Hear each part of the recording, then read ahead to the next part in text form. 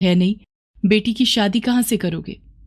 भगवान विश्वकर्मा चाहेंगे तो हमारा अपना पक्का मकान भी बन जाएगा, तुम फिक्र मत करो। आपको तो ख्याली पुलाव पकाने की आदत है। भगवान विश्वकर्मा हमारा पक्का मकान क्यों बनाने लगे भला? हमारी तरह और भी गरीब मजदूर झोपड़ी में रह रहे हैं। लीला, अच्छा सोचोगी तो अच्छा ही होगा। एक दिन हमारा पक्का मकान जरूर होगा।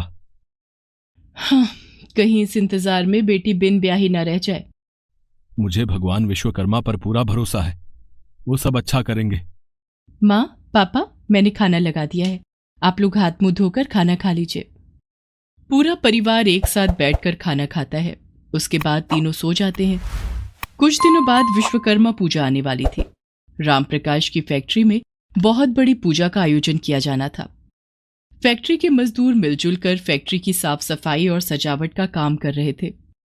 काम के दौरान रामप्रकाश के दाहिने पैर पर भारी मशीन गिर जाती है। बचाओ, कोई मुझे बचाओ। रामप्रकाश की आवाज सुनकर सारे मजदूर उसकी तरफ दौड़े। रामप्रकाश का पैर भारी मशीन के नीचे दबा हुआ था। मुझसे चला नहीं जा रहा है, मेरे पैर में बहुत दर्द है। रामप्रकाश दर्द के मारे कराह रहा था।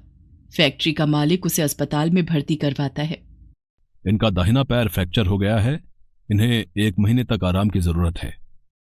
विश्वकर्मा पूजा में मैं शामिल नहीं हो पाऊंगा, ये सोचकर रामप्रकाश बहुत दुखी था।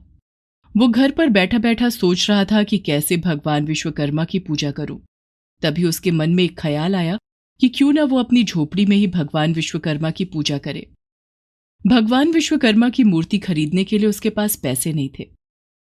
सारा दिन घर में बैठा रहता हूं, क्यों ना अपने हाथों से भगवान विश्वकर्मा की मूर्ति बना लूं।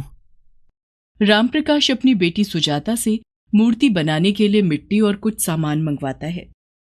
रामप्रकाश घर के बाहर बैठकर भगवान विश्वकर्मा की मूर्ति बनाता है। तभी पंडित जी वहां आते हैं। अरे रामप्रकाश, बेटी की शादी नहीं करनी है क्या? करनी तो है पंडित जी, लेकिन मुझ गरीब की लड़की से कौन शादी करेगा? सुजाता के लिए एक बहुत अच्छा रिश्ता लाया हूं, तुम देख लो। पैसे वाले लोग हैं, बेटी राज करेगी। पंडित जी, अभी तो मैं कहीं आना जाना नहीं कर सकता। मैं लड़के वालों को कल तुम्हारे घर भेज देता हूं। अब कल नहीं पंडित जी, जरा रुक जाते तो। अगर उन लोगों ने रिश्ता कहीं और कर लिया तो फिर मत कहना कि मैंने बताया नहीं। ठीक है, आप उन्हें कल भेज देना। दूसरे दिन सुजाता को देखने लड़के वाले आए, लेकिन रामप्रकाश की गरीबी देखकर वो लोग रिश्ते के लिए मना कर गए। अरे रामप्रकाश, लड़के वालों ने तुम्हारी टूटी फूटी झोपड़ी देखकर ही मना कर दिया। अगर बेटी की शादी करनी है तो एक पक्का मकान तो बना लो, और अगर शादी नहीं करनी है तो फिर और बात है। मेरा काम था बताना, मैं तो चला भाई। पंडित जी की बात सुनकर सुजाता मायूस हो जाती है। सुजाता का उदास चेहरा देखकर रामप्रकाश भी दुखी हो जाता है। वो भगवान विश्वकर्मा को मन ही मन याद करता है। हे भगवान विश्वकर्मा, क्या पक्के मकान की वजह से मेरी बेटी की शादी नहीं होगी? विश्वकर्मा भगवान को याद करके रामप्रकाश उनकी मूर्ति बनाने के काम में फिर से लग जाता है। मूर्ति बनकर तैयार थी। अरे लीला, देखो तो कितनी सुंदर मूर्ति बनी है। हाँ, वाकई बहुत सुंदर मूर्ति है। कल विश्वकर्मा पूजा है, मैं और सुजाता पूजा की तैयारी करते हैं। अगली सुबह तीनों ने मिलकर अपनी टूटी फूटी झोपड़ी में भगवान विश्वकर्मा की मूर्ति की स्थापना की। तीनों ने श्रद्धापूर्वक भगवान विश्वकर्मा की पूजा की।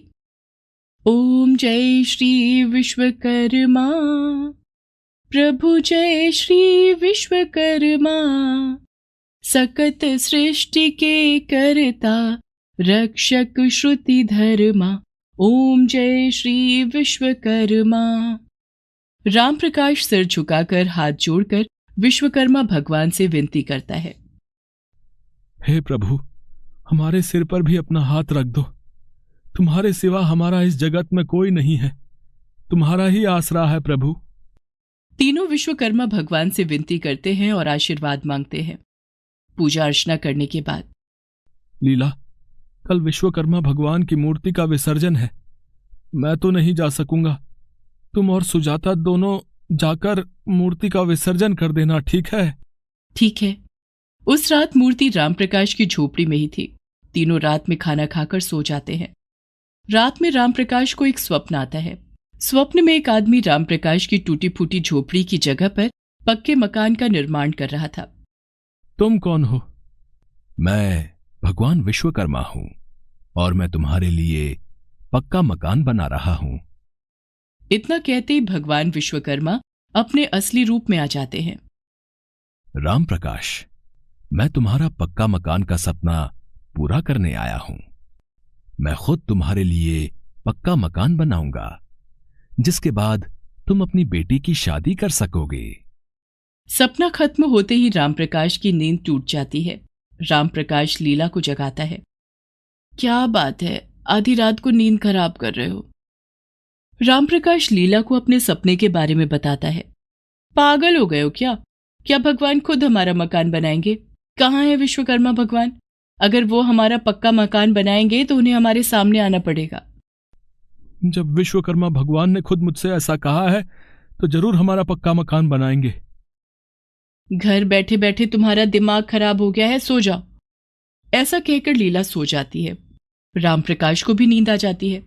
लेकिन अगली सुबह जब तीनों की नींद खुलती है तो वहां उनकी झोपड़ी नहीं थी और वो जिस मकान में सो रहे थे वो एक पक्का मकान था। बापू, हमारी झोपड़ी कहाँ गई? हम कहाँ आ गए हैं? यह हमारी ही झोपड़ी है जो पक्का मकान बन गई है। एक ही रात में ये कैसे हो सकता है? ये तो चमत्कार हो गया। मैंने तुमसे कहा था ना कि विश्वकर्मा भगवान खुद हमारा घर बनाएंगे। एक रात में ऐसा चमत्कार सिर्फ विश्वकर्मा भगवान ही कर सकते हैं। उन्होंने ही एक रात में हमारा पक्का मकान बनाया है। रामप्रकाश की खुशी का ठिकाना न था। वो अपनी बैसाखी के सहारे लंगड़ाते हुए विश्वकर्मा भगवान की मूर्ति के पास पहुंचा और बोला, मुझ गरीब पर दया करने के लिए आपका बहुत बहुत धन्यवाद प्रभु। आपकी महिमा अपार है। और तीनों भगवान विश्वकर्मा की मूर्ति के सामने सिर झुकाकर प्रणाम करते हैं। लीला और सुजाता दोनों मिलकर भगवान विश्वकर्मा की मूर्ति का विसर्जन करते हैं। लीला की आंखों में आंसू आ जाते हैं। मुझे माफ कर देना प्रभु, मैंने आप पर भरोसा नहीं किया। कुछ ही दिनों के बाद सुजाता के लिए एक बहुत ही अच्छे घर से रिश्ता आता है और सुजाता की शादी हो जाती है। हमारा पक्का मकान भगवान विश्वकर्मा का दिया हुआ प्रसाद है। घर बनते ही सुजाता की शादी हो गई। हाँ लीला, भगवान विश्वकर्मा ने खुद हमारा पक्का मकान बनाया है, वरना हम अभी भी उस टूटी फूटी झोपड़ी में रह रहे होते। दोनों पति पत्नी हाथ जोड़कर विश्वकर्मा भगवान को याद करते हैं। ओम जय श्री विश्वकर्मा, प्रभु जय श्री विश्वकर्मा। सकत ये आधारित है भगवान विश्वकर्मा के कहने पर।